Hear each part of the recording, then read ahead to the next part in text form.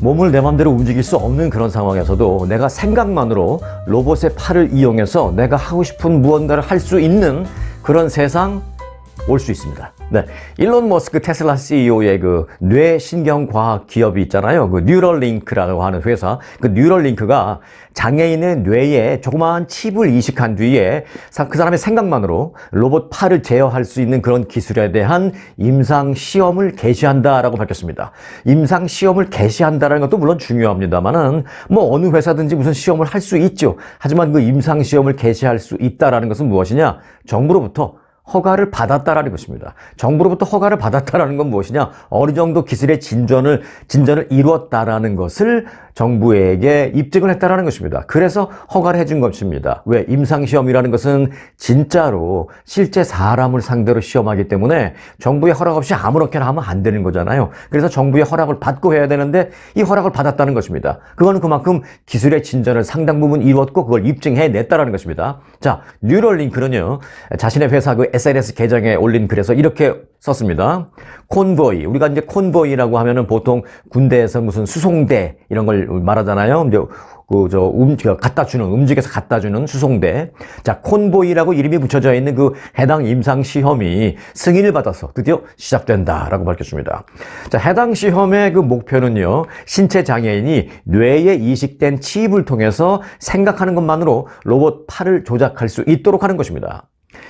또한 그 뉴럴링크라는 회사는 단순히 그 뇌와 컴퓨터를 연결하는 것을 넘어서서 이번에는 이제 시력을 잃은 환자들을 회복하기 위한 그런 기술도 동시에 개발하고 있다라고 밝혔습니다.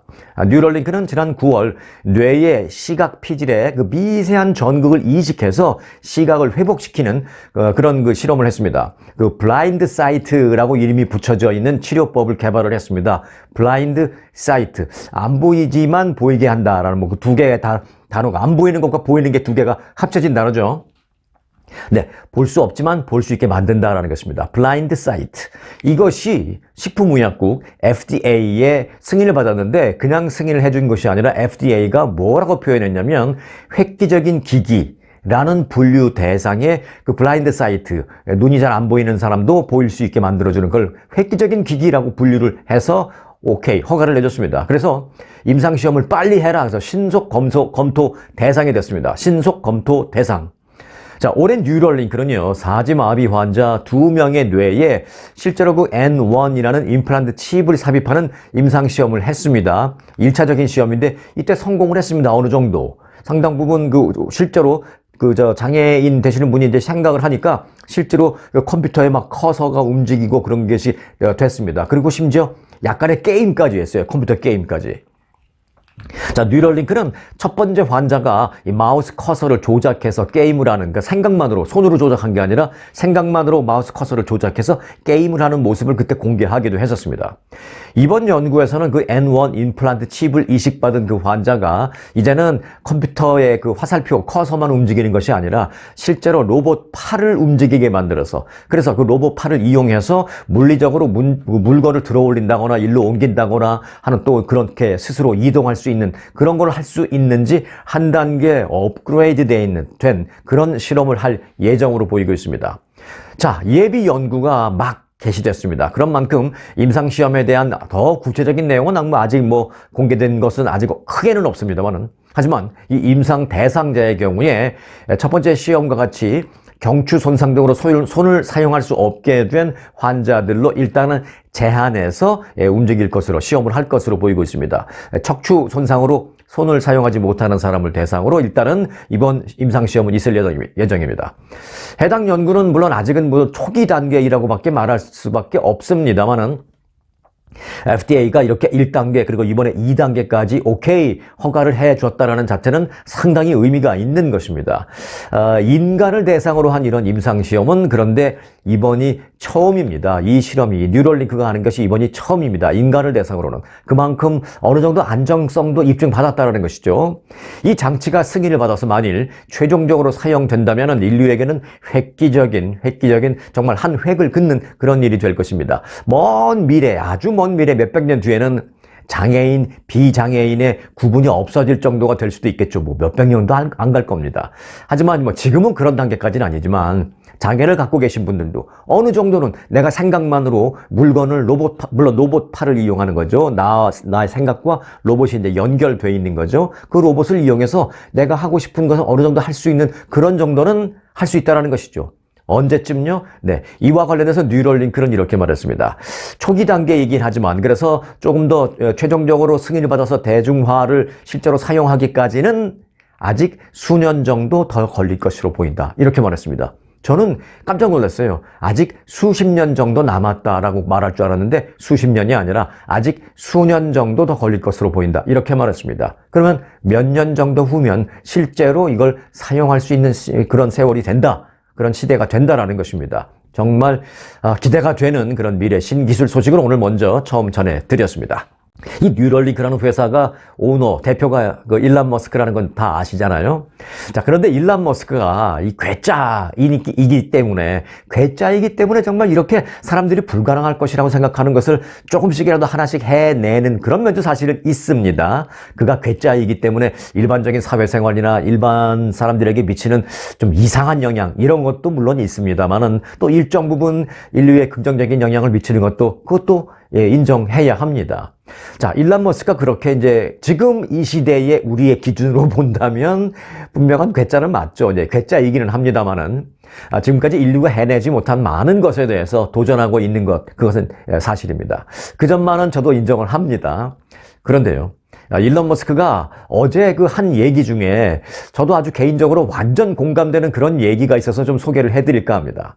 자, 트럼프 2기 행정부에서 정부 효율부 공동수장으로 지명된 일론 머스크 테슬라 CEO가 미국 군대의 그 주력 전투기가 F-35, F-35라는 전투기입니다. 이 미군의 주력 전투기인 F-35 전투기를 일론 머스크가 아주 강하게 비판하면서 F-35가 뭐냐, 지금 이런 시절에 드론이 앞으로 우리 공중전의 미래다라고 말했습니다. 이 포리티코 보도에 따르면 일론 머스크는 자신의 X에 올린 게시물을 통해서 이제 조종사가 탑승하는 그런 유인 전투기는 드론 시대가 되면서 쓸모없어졌다. 조종사만 죽음에 이르게 할 뿐이다 라고 말했습니다. 어찌 보면 좀 과격하고 좀 센 말 같긴 하고 그렇습니다만은 일정 부분 공감됩니다. 자, 그는 특히 방위산업업체인 그 락히드 마틴의 F-35 전투기를 겨냥해서 어떤 멍청이들은 지금까지 여전히 이 F-35 전투기와 같은 그런 사람이 탑승하는, 조종사가 탑승하는 유인 전투기를 여전히 만들고 있네 라고 정말 세게, 괴짜답게 정말 세게 좀 지나칠 정도로 비난을 했습니다. 그러면서 수백 대의 드론 그 비행 영상을 정말 누구 보란 듯이 그 게시물에 그 드론 비행 영상을 올렸습니다. 현재의 그 기성세대, 기존의 그 방위산업 업체가 보면 정말 복장 터질 일이긴 하죠. 하지만 이제 세월이 바뀌고 있다는 것을 얘기해주고 있는 것입니다. 자, 폴리티코는 F-35 전투기 관련 사업은 국방부에서 가장 비용이 많이 드는 분야인 것만은 사실이다라면서 예상 비용이 1년에 2조 달러에 달하고 초과 비용은 1,800억 달러가 넘는다라고 짚었습니다. 실제로 돈이 많이 드는 건 사실입니다. 잠시 후에 돈이 얼마나 드는지를 좀 제가 짚어드릴 텐데요. 자, 이에 대해서 일각에서는 F-35 전투기의 위력 그 자체는 인정하면서도 최근 들어서 그 드론 기술이 급속히 발달하면서 미국이 훨씬 저렴한 무인 시스템과 기타 신기술에 앞으로는 더 많은 투자를 해야 하는 게 맞다라고 일론 머스크의 그런 좀 과격하지만 그런 기본적인 취지에 대해서는 수긍하고 있는 것도 사실입니다. 자, 한편 F-35 전투기는요, 미국 국방부를 비롯해서 많은 나라에도 이걸 갖고 있습니다. 어떻게 해요? 미국에서 어마어마한 돈 주고 사서 갖고 있습니다. 그러니까 어찌 보면 일론 머스크 말대로 이런 F-35 전투기 말고 드론 같은 걸로 이용해서 똑같은 전투력을 가질 수 있게 그렇게 기술을 개발한다면 여러 가지 면에서 좋죠. 특히 이제 한국 같은 경우에도 미국에 어마어마한 돈을 내고 그 전투기 사갈 이유가 없는 거죠. 자, 어느 나라가 이 미국의 락히드 마틴한테 돈을 내고 F-35 전투기를 사가서 자국 영토에 딱 놓고 지금 호령하고 있느냐? 우선 영국, 그리고 일본, 노르웨이, 네덜란드, 이스라엘, 그리고 한국도 이 F-35 전투기를 미국으로부터 도입해서 갖고 있는 상태입니다. 저는 그 일론 머스크의 이 말에 상당히 공감을 합니다. 일론 머스크 개인한테 공감한다는 게 아니라 여러 가지 얘기, 또 여러 가지 행동, 뭐 이런 걸 다 공감한다는 게 아니라 지금 이 말은 공감한다라는 말씀입니다. 간단하게만 봐도요, 여러 가지 측면에서 저는 그 드론에 강력하게 한 표를 던지겠습니다. 우선 첫 번째, F-35 전투기의 가격이 워낙 비쌉니다. 저 F-35 전투기가 A형, B형, C형 뭐 한 세 가지가 있는데 한 두 가지만 볼게요. 일단 그 일반적인 우리가 말하는 F-35 전투기는 일반 공군형이라고 하는데 그건 F-35A라고 부릅니다. 이거는 한 대당 가격이 약 한 8천만 달러 됩니다. 그리고 이제 단거리 이륙 및 수직 착륙 가능한 그런 것은 이제 훨씬 더 이제 디벨롭된 건데 요거는 이제 일종의 고급형이죠. 그래서 F-35B인데요. 이거는 뭐 8천만 달러가 아니라 이건 1억 600만 달러입니다. 비행기 한 대에 1억 달러가 훨씬 넘습니다. 이 가격은 근데 기체, 그 비행기 자체만의 비용이지 그 외에 부수적으로 들어가는 그 비행기를 운영하기 위해서 들어가는 훈련 비용, 또 비행기를 유지하기 위한, 또 보수하기 위한 유지, 보수 장비 비용 이런 거 다 안 들어간 겁니다. 그리고 수시로 이제 부품도 갈아줘야 되고 소프트웨어도 업데이트 또는 업그레이드 해줘야 되는데 이런 비용도 다 들어가지 않고 단순히 비행기 그 하나만 값만 해도 그렇다라는 것입니다. 이 부수적인 그 비용도 앞서 말씀드렸습니다만은 추가적으로 뭐 몇 천억 달러가 들어갑니다. 자, 이 모든 것을 포함한 전체 프로그램 비용은 말씀드린 대로 훨씬 더 높아질 수 있다는 거죠. 자, 이렇게 비싼 전투기를 만들어서 물론 뭐 전쟁이 발생했을 때 전시에 혁혁한 공격 능력을 갖고 있겠습니다만은 그 전투기가 그 비행기가 혼자 나가서 혼자 싸우나요? 아니죠. 유능한 전투기 조종사가 있어야 하는데 또 그 전투기 조종사 한 명을 양성하는 데 들어가는 시간과 돈은 또 더 어마어마합니다. 실제 전투기 주 조종사가 되기 위해서는요, 일단 뭐 공군사관학교를 뭐 나와야 되는 건 당연한 거고 거기에서 이제 특별히 선발된 여기서 이제 전투기 조종사를 하려고 하는데 여러 가지 이유로 탈락하는 사람도 굉장히 많습니다. 더 많습니다. 그래서 특별 선발된 최정예 요원이 추가로 몇 년을 더 집중적으로 훈련을 해서 조종 때 겨우, 그것도 처음부터 주조종사는 아니죠, 부조종사에 앉아서 또 몇 년 세월이 흘러서 주조종사에 앉을 수 있는데 그렇게 전투기 조종사 한 명을 양성하는 데 들어가는 돈도 몇 천만 달러에 달한다고 합니다. 자, 그리고 이제 전투기보다는 드론으로 가야 된다라고 생각하는 제 생각하는 이제 두 번째 이유는 이겁니다. 그렇게 돈도 많이 들이고 또 애써서 양성한 조종사가 실제 전투에 투입되면 적의 공격으로 목숨을 잃을 수도 있는 것입니다. 아무리 어마어마한 전투기라 하더라도 밑에서 뭐 지대공 미사일이든지 뭐 로켓포를 쏜다든지 뭐 어떻게 해서 잘못되면 그 전투기가 뭐 파손될 수도 있고 조종사도 목숨을 잃을 수도 있고 뭐 그런 위험을 언제든지 갖고 있는 거죠. 특히 이제 그 애써서 양성한 그 조종사가 목숨을 잃는다면 군대로서도 어마어마한 손실이죠. 이게 이제 사람이 조종하는 유인 전투기의 치명적인 단점입니다. 하지만 드론의 경우 적에게 격추당하면 뭐 새로운 드론 다시 보내면 됩니다. 그러면 드론은 돈 안 드나? 네, 드론 돈 들죠. 하지만 전투기에 비하면 세 발의 피. 드론 한 대 가격도 뭐 물론 아주 싸진 않습니다. 그러나 아주 싼 거는 그저 한 2만 달러 정도면 됩니다. 2만 달러. 뭐 몇억 달러, 1억 달러씩이 아니라 그냥 싼 드론은 한 2만 달러 정도. 요거는 이제 그 기능이 좀 제한적이죠. 소위 말해서 이제 자폭 드론 같은 거 가서 폭탄을 떨어뜨리고 돌아오고 다른 그 임무를 하고 그런 정도는 안 되고 그냥 같이 자폭하는 드론 정도는 한 2만 달러 정도. 그 정도면 드론 한 대 충분히 한 1800km 정도 날아가는 거 만들 수 있습니다. 최소한 적지에 들어가서 자폭하면서 공격하면서 치명적인 공격을 하고 치명적인 피해를 입힐 수 있는 그런 정도 2만 달러면 됩니다. 그리고 현재로서 뭐 가장 비싸다는 그 드론이 미국의 공격용 드론 리퍼라고 있습니다. 리퍼라는 공격용 드론은 미사일도 쏠 수 있고요. 또 뭐 레이저 유도 폭탄까지 갖추고 출격을 할 수 있는 거의 뭐 전투기급 그런 능력을 갖추고 있는 드론인데 가격은 요거는 한 3천만 달러 정도 됩니다. 뭐 2만 달러에 비하면 꽤 비싸다고 생각이 됩니다만은 뭐 1억 달러 전투기 거기다 사람까지 타야 되는 그런 거에 비하면 이건 아무것도 아닌 거죠. 자, 대당 8천만 달러에서 1억 달러가 넘는 그런 전투기에 비해서 가격적으로도 말도 안 되게 싸고 또 조종사가 탑승을 하지 않아도 되니까 공격을 받아도 아군의 인명피해가 없다라는 장점이 있는데 왜 드론 기술을 더 강화시키지 않을 이유가 없겠습니까? 저는 그렇게 생각합니다. 자, 그런 면에서 지구상 최고의 전투기라는 이 F-35 전투기에 대해서 일론 머스크가 아직도 멍청한 사람들이 F-35 전투기를 만들고 있네?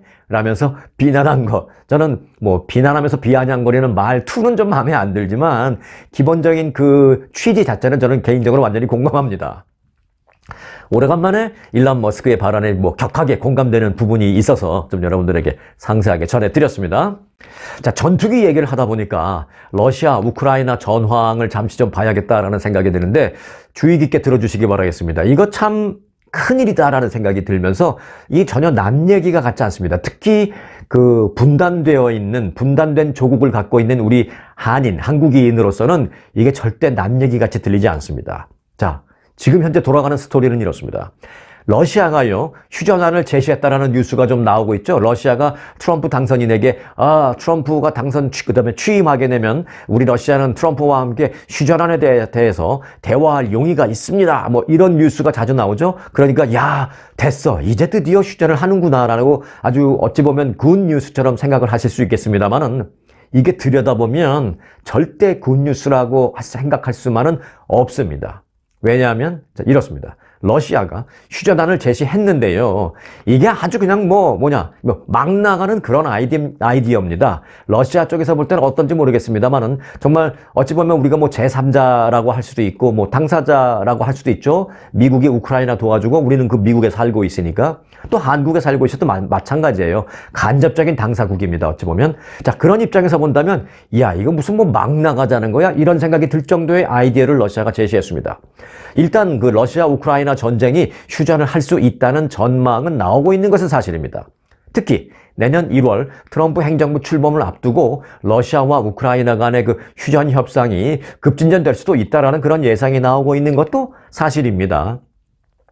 그런데 문제는 휴전이라는 건 어찌됐든 전쟁을 하고 있는 그 당사국들의 입장이 가장 중요한 건데요. 러시아는 휴전을 넘어서 이 상태에서 종전을 하고 종전 후 우크라이나의 영토를 분할하자라는 계획을 밝혀서 충격을 주고 있습니다.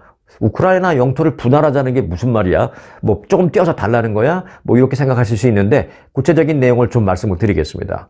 자, 최근 그 우크라이나의 일간지인 키이우 포스트라는 신문은요, 그 러시아 국방부가 지금부터 약 20년 후인 2045년까지 단계적으로 우크라이나 영토를 3개 구역으로 해체하는 방안을 구상 중이다라고 보도했습니다. 일단 뭐 미리 말씀드립니다만은 이 키이우 포스트는 우크라이나 쪽의 언론이기 때문에 우크라이나 쪽에 좀 더 유리하게 그리고 러시아를 좀 더 비난하는 그런 투에 그런 쪽에 뭐 기사가 나올 수도 있다는 걸 좀 감안하고 우리가 봐야 되겠죠. 하지만 일단 보도 내용을 그대로 전해드리면 이렇습니다. 러시아가 구상하는 것 몇 가지 중에 첫 번째 한 가지는 뭐냐? 지금부터 20년 동안, 그러니까 내년부터 시작한다는 전제하에 2045년까지 20년 동안 우크라이나의 영토를 3개 구역으로 나누어서 일종의 말하면 좀 3개로 우크라이나를 나누어서 해체시키는 그런 방안을 구상 중이다라고 보도했습니다. 그게 이제 러시아의 구상 중에 첫 번째라는 거고요. 그래서 저는 이런 생각이 듭니다. 남의 나라 영토를 왜 자기들이 마음대로 해체한다라는 거야? 라는 그런 생각이 드는데, 네, 그런 생각을 할 수 있습니다. 당연히. 근데 이것은 뭐 이제 제3자의 입장이고, 러시아는 안 그러면 계속 우리는 우크라이나 때려버릴까 뭐 이런 생각을 하고 있는 거죠. 그리고 이제 내 등 뒤에는 트럼프가 은근히 밀어주고 있어. 뭐 이런 생각하고 있는지도 모르겠습니다. 자, 어쩌면 러시아는 트럼프 당선인의 그 차기 행정부 출범에 힘을 얻어서 그런 어찌 보면 좀 말도 안 되는 그런 구상을 내놓은 게 아닌가. 그런 구상을 추진하고 있는 것이 아닌가. 이런 생각도 들기도 합니다. 물론 트럼프 대통령 당선인이 출범을 하게 되면 또 어떻게 될지 모릅니다. 선거 때는 그렇게 얘기했지만 일단 이 계획에 따르면요. 러시아의 그 계획에 따르면 러시아는 현재 점령하고 있는 우크라이나의 지역을 이번 전쟁 일으키면서 러시아가 상당 부분 우크라이나로 내려가서 우크라이나 지역을 뭐 어떤 지역은 뭐 한 70% 점령했고 또 어떤 지역은 뭐 한 30% 점령했고 이러죠. 뭐 한국으로 따지면 뭐 경기도 지역은 한 70% 점령했고 강원도는 한 10%, 충청도는 한 20% 이런 식으로 점령을 했다라는 거죠. 지금 현재. 이건 팩트입니다. 그래서 우크라이나 지역의 러시아가 이미 지금 현재 점령한 그 지역을 그대로 러시아 영토로 편입시키는 것을 인정하고 그리고 그 외에 이게 중요합니다. 이게 참 말도 안 됩니다. 우크라이나 동부의 키이우 지역과 또 중부 지역, 거기는 친러시아 정부를 수립하겠다라고 구상을 갖고 있는 것입니다. 그리고 이제 서부 지역 남았죠? 그리고 우크라이나의 서부 지역인 리비우라는 그쪽 지역은 폴란드, 헝가리, 슬로바키아, 루마니아. 요게 이제 공통점은 러시아와 친한 나라들입니다. 폴란드, 헝가리, 슬로바키아, 루마니아 등 유럽의 친러시아 국가들이 분할해서 그쪽을 점령하는 방식으로 가자! 라는 게 지금 현재 러시아가 추진하고 구상하고 있는 아이디어인 것으로 알려졌습니다. 정말 어찌 보면 우크라이나의 입장에서 본다면 땅을 칠 일이죠. 자, 이게 제가 장황하게 설명드렸습니다만은 한마디로 짧게 말씀드린다면 이겁니다. 이는 사실상 우크라이나라는 나라를 완전히 해체하겠다는 의도밖에는 안 됩니다. 자, 이와 관련해서 푸틴 대통령은 트럼프 당선인과 이 같은 구상을 놓고 우크라이나 휴전을 협상할 의향이 있다라고 밝힌 것입니다. 푸틴의 입에서 휴전이라는 단어가 나오니까 아이고 이제는 좀 조용해질 모양이네 라고 생각할 수 있는 것이 아니라는 거죠. 자, 그럼 자신이 당선되면 24시간 안에 러시아 전쟁은 끝낼 수 있다라고 한 트럼프 당선인의 생각은 뭘까? 주목이 되는데요. 현재 트럼프 당선인은 당선이 된 이후에 이 전쟁과 관련된 구체적인 생각을 공식적으로 말하지는 않고 있습니다. 하지만 지금까지 공식 비공식으로 알려진 말을 취합해보면 이렇습니다. 트럼프 당선인이 생각하는 그 휴전안은 첫째, 우크라이나의 나토 가입을 20년 이상 금지하고 이번 전쟁이 발생한 그 러시아 쪽의 나름대로 명분은 그거였잖아요. 러시아가 있고 이제 유럽이 있는데 거기 이제 우크라이나가 중간에 절충지대 같이 있는데 그 우크라이나가 나토에 가입하려고 하니까 니네가 나토에 가입해? 야, 그러면은 바로 러시아 코앞에 그 나토 북대서양 조약기구라는 나토, 유럽에 이제 미국을 주시한 영국, 이태리, 프랑스 이런 나라들이 그 공격형 무기를 바로 러시아 코앞에 갖다 놓을 거 아니야. 우린 그거 인정 못해. 그래서 이제 우크라이나를 침공한 명분이 그건데, 그래서 이제 트럼프의 구상은 우크라이나의 나토 가입을 앞으로 20년 이상은 금지할 것. 그리고 두 번째는 현재 러시아가 점령 중인 우크라이나 영토에 대한 실효적인 지배를 그래. 전쟁하면서 네가 가져간 거 거기까지는 인정할게라고 이제 그냥 가져가게 놔두는 거. 요렇게 골자로 알려졌습니다. 그리고 대신 또 이제 중요한 얘기가 여기서 나옵니다. 대신 현재의 경계선에 지금 경계선이 있죠. 러시아가 이제 우크라이나 이만큼 침범했고 거기 이제 경계선이 있죠. 현재의 경계선에 일종의 우리 분단된 우리 안타까운 우리 조국 한반도, 이 한반도의 휴전선과 같은 그런 철책을 설치하고 유럽연합군을 배치해서 러시아의 추가적인 침공을 억제한다라는 그런 계획입니다. 일종의 유엔군이 그 비무장지대에 가서 우리와 함께 거기를 이제 경비해주고 하는 것처럼 그렇게 우크라이나와 러시아의 경계 지역에 철책을 쳐서 이만큼 철책을 쳐서 일종의 비무장지대를 만들고 그 비무장지대를 유럽군이 가서 경계를 쓰면서 러시아군이 못 들어오게 이렇게 하겠다는 거. 완전히 우리 한국 한반도 분단된 그거랑 똑같은 얘기입니다.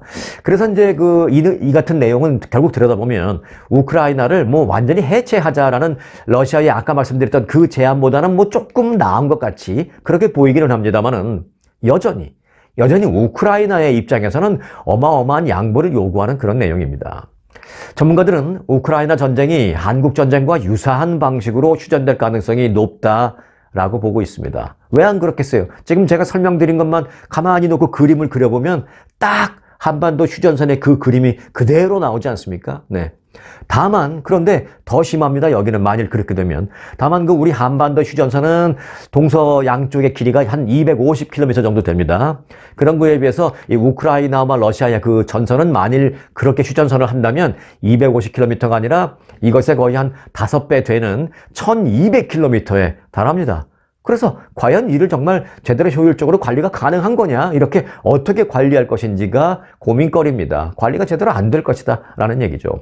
자, 결과적으로 우크라이나 전쟁의 휴전은 새로운 국제 질서의 시작점이 될 것으로 그렇게 전망이 됩니다. 자, 전 세계 각 나라는요, 이제 전쟁이 먼 나라의 얘기가 아니다라는 인식을 해야 합니다. 더더군다나 미국, 한국, 다른 어떤 나라보다도 그런 인식을 해야 합니다. 그래서 이제 전쟁이 남의 나라 얘기가 아니라는 인식을 해야 합니다. 또 이 말을 딱 들으면 멋있게 들리기도 하죠. 그런데 이 멋있게 들리는 이 말 속에 또 문제점은 뭐가 있느냐? 그래, 맞아. 전쟁이 남의 나라 얘기가 아니야. 우리한테도 언제든지 그런 일이 발생할 수 있어. 라고 생각을 하면서 뭘 제일 먼저 하느냐? 바로 군비 증강을 합니다. 그렇게 되면 각 나라가 같이 치열하게 군비 증강 경쟁이 벌어질 수 있습니다. 그 각 나라가 여러 가지 치열한 군비 증강에 나설 것으로 예상이 되고요. 특히 러시아 파병에 참여한 북한까지 가세한 이 동부아 지역의 그 정세는 세계의 어쩌면 그 화약고로서 그 위험성이 더욱 고조될 것으로 전망됩니다. 동북아 지역이라는 게 뭐 포괄적으로 넓게 봐서 동북아 지역이지 결국 따지고 보면 한반도를 말하는 거죠. 한반도를 중심으로 북쪽으로는 북한과 중국, 그 다음에 러시아, 그리고 한반도를 중심으로 한미일, 결국은 동북아 이쪽 지역의 위험성은 더욱더 고조될 것으로 전망되고 있습니다. 전쟁에 남의 나라 얘기를 생각하면 안 됩니다라는 게 듣기에는 멋있지만 맞습니다 라고 생각하면서 무언가 모든 나라들이 다 움직이면서 군비 증강이 치열하게 벌어지면 각 나라의 무기가 엄청나게 쌓이면 결국은 언젠가는 어디서든지 터질 수밖에 없다라는 것입니다. 자, 이런 점에 있어서 결국 한국도 앞으로의 이런 상황에서 가장 민감하고 첨예한 영향을 받는 대표적인 나라가 될 것이다라는 데는 뭐 이의가 없는 그런 상황입니다. 한국 정부, 지금 뭐 한국 뉴스 가끔 보면 1시간짜리 뉴스 중에 30분이 그냥 여야 맨날 싸우는 거죠. 뭐 누가 옳고 그르다를 저는 얘기하려는 게 아니고요. 지금 그냥 멀리서 이렇게 보는 입장에서 보면 지금 한국의 여야는 매일 티격태격 정치 공방만 벌이고 있는데요. 지금 그렇게 정치 공방만, 집안 싸움만 그렇게 벌이고 있을 때가 아닙니다. 우리도 언제 우크라이나처럼 될지 모른다라는 냉철한 인식을 갖고 현실을 직시해야 하는 시점입니다. 그 어느 때보다도 외교가 필요한 시점입니다. 자, 주제를 좀 바꿔서 한인사회 소식 한 가지 좀 전해드리겠습니다. 안타까운 소식인데요. 이미 이 사건과 관련된 내용은 보도해드린 기억이 있습니다. 달라스 지역에 우리 구독자님들 많이 계시죠? 네, 달라스 지역 한인타운. 아마 뭐 잘 아실 겁니다. 그쪽에 계신 분들은. 달라스 지역 한인타운에서 주점, 술집, 해피데이를 운영하는 한인 업주를 총으로 쏴서 숨지게 한 올해 63살의 한인 조완벽 씨에게 징역 20년의 실형이 재판 결과 선고됐습니다. 조 씨는 지난 11일 살인과 살상 무기를 이용한 폭행 등 2가지 혐의에 대해서 유죄 판결을 받았고요. 이에 대해서 법원은 조 씨에게 20년형을 선고했습니다. 자, 올해 63살, 63인데 20년형이라면 뭐 거의 생을 그쪽에서 뭐 마무리해라라는 얘기나 다름없습니다. 뭐 나중에 뭐 가석방이 어찌 될지 모르겠습니다.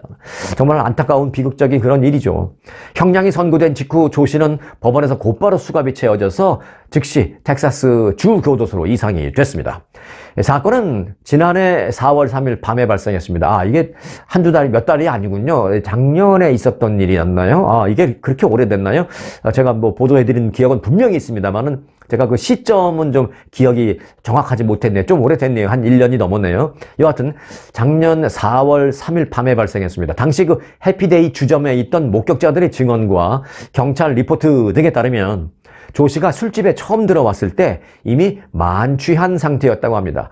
다른 주의 경우에는 제가 뭐 50개 주를 다 알지 못하겠습니다만 캘리포니아 주에는 이런 게 있습니다. 술집에서 손님이 와서 그 술을 달라고 했을 때 주인이 또는 서버가 판단해서 이 사람은 너무 취한 상태다라고 판단이 된다면 서버나 주인 재량에 따라서 그 판단에 따라서 술 판매를 거부할 수 있는 권한이 있습니다. 자, 아마 텍사스도 그런 모양이죠. 조 씨가 술집에 들어왔을 때 이미 너무 취한 상태다라는 판단이 들어서 술을 팔지 않았다는 것입니다. CCTV 영상에 따르면 만취한 조 씨 옆에는 부인이 있는 모습이 보입니다. 조 씨의 부인이. 이때 그 조 씨의 부인이 남편 조 씨를 말리는 듯한 그런 행동을 취하고 있는 모습도 CCTV 영상에 담겨 있습니다. 조사 결과에 따르면 해피데이 주점의 업주인 당시 53살의 돌아가신 고 강희정 씨는 술을 달라고 하는 조 씨에게 만취한 상태를 감안해서 술 판매를 거부했습니다. 이로 인해서 업주 강 씨와 조 씨 사이에 말다툼이 벌어졌습니다. 그러던 중에 이제 조 씨가 갑자기 밖으로 나가더니 총을 갖고 다시 업소로 돌아와서 업주 강 씨를 향해서 3발의 총격을 가했습니다. 강 씨는 현장에서 쓰러졌고 이후 병원으로 이송됐지만 곧 숨졌습니다. 자, 이번 사건은요, 그런데 이 달라스 지역에는 상당히 충격적으로 받아들여졌다고 합니다. 이 달라스 한인 사회에서 한인이 다른 한인을 총으로 쏴서 살해한 첫 번째 사건이어서 이 달라스 이쪽 지역 한인 사회에 당시 큰 충격을 준 바 있다라는 전언입니다.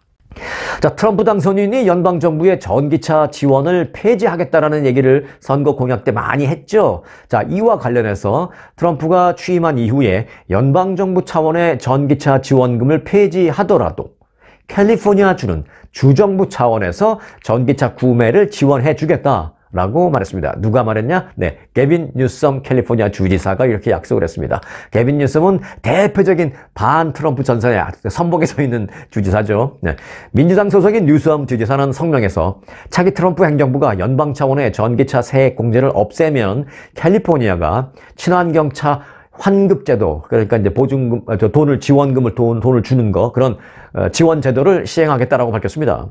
뉴섬 주지사는 우리는 트럼프 행정부가 세액 공제를 없애더라도 친환경 교통의 미래를 포기하지 않을 것이며 오염을 유발하지 않는 친환경 차량을 타고 다니는 게 궁극적으로는 더 저렴하도록 그렇게 만들겠다라고 말했습니다.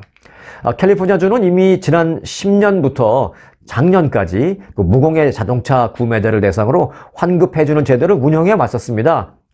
10년 넘게 한 13년간 운영해 왔는데 작년에 이제 그게 이제 끊어졌었어요. 근데 연방정부가 주니까 또 주정부에서 그렇게 할 필요는 없었죠. 그래서 그거를 이제 작년에 끊었었는데 그걸 다시 하겠다는 것입니다. 그 얼마를 줬느냐 그러면 연방정부가 주는 거나 거의 같습니다. 전기차 한 대당 최대 $7,500를 지원해 줬었습니다.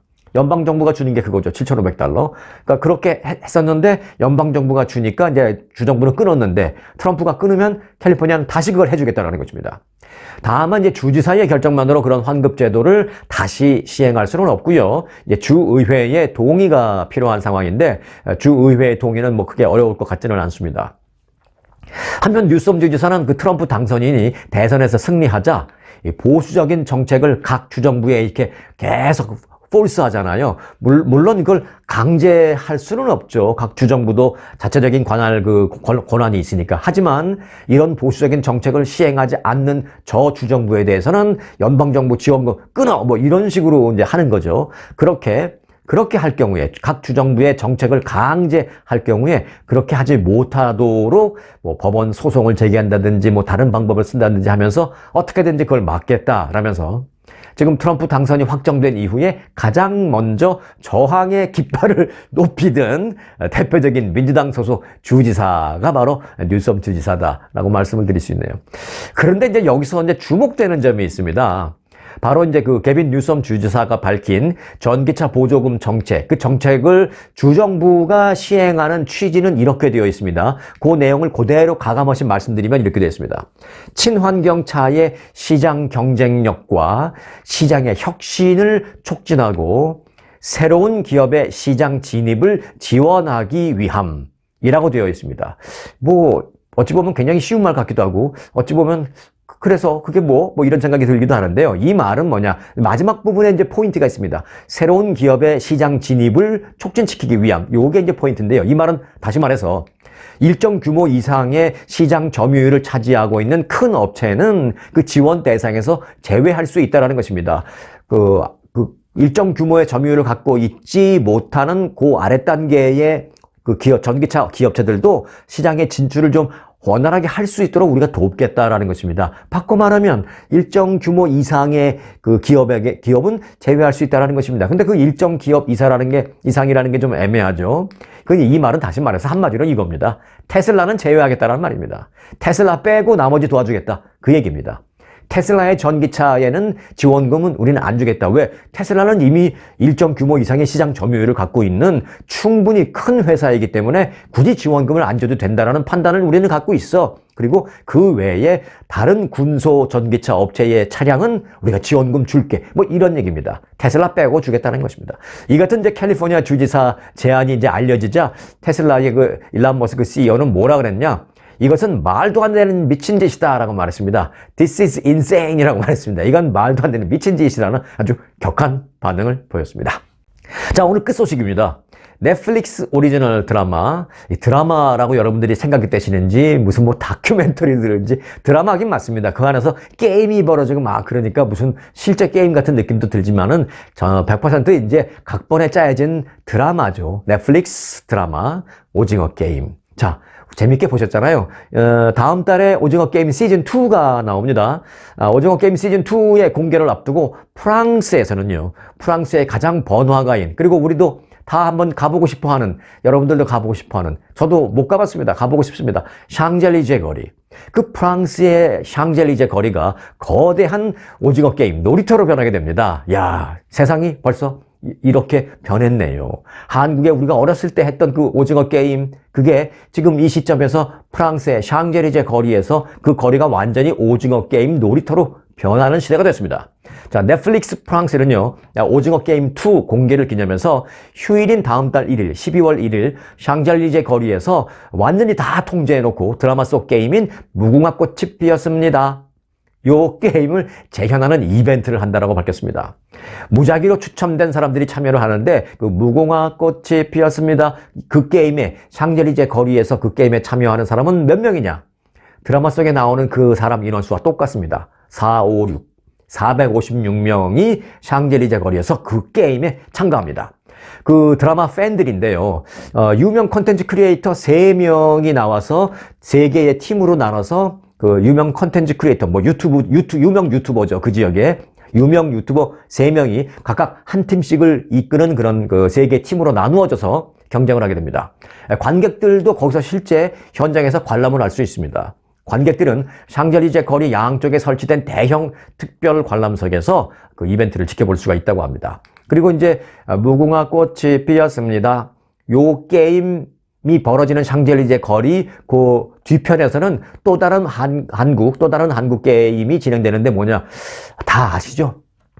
땅 따먹기 게임, 그 다음에 줄넘기, 그 다음에 여성분들 어렸을 때 많이 했던 고무줄 게임, 고무줄 놀이, 뭐 이런 것들도 샹젤리제 거리 한쪽에서 진행이 된다고 합니다. 자, 넷플릭스는 이날 행사를 위해서 샹젤리제 거리를 관리하는 그 샹젤리제 거리 위원회와 협력을 해서 이벤트를 기획했다고 했습니다. 자, 한편 그 오징어 게임 시즌 1 지난번에 보신 거, 그거는 이제 2021년 9월 17일 날 공개됐죠? 2021년 9월 17일 그 공개됐는데, 공개 당시에 한국 작품으로서 기억하시겠습니다만은 최초로 넷플릭스에서 1위를 차지했잖아요. 그래서 이제 센세이션 했잖아요. 그리고 이제 그 미국에서만 그런 것이 아니라, 이제 제일 처음엔 미국에서 1위를 했지만, 미국에서만 그런 게 아니라, 이게 전 세계 글로벌 시장에서 순위 집계를 추가적으로 했는데, 글로벌 순위 집계에서도 9월 23일 날부터 무려 46일간 연속 전 세계 시청 순위 1위를 자리를 지키는 그런, 그 당시로서는 세계 최초의 그 신기록을 달성한 바 있습니다.